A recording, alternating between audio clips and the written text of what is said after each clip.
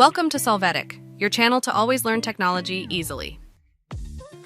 Below in the description, you will find useful links we used in this video.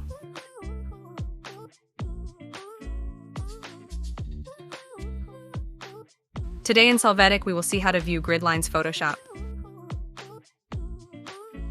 Open Photoshop, you can see the blank file. Now from the View menu, click on Show, select the option Grid. You can see your file with the grid visible in Photoshop. Now to edit it in the Edit menu, click on Preferences and then open the option Guides, Grids, and Slices. Here in the section Grid, you can define the size of the grid line. Click on OK to see the change.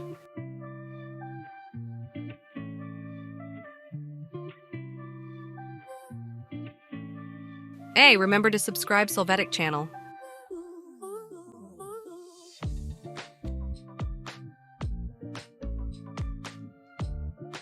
We hope it has been helpful for you.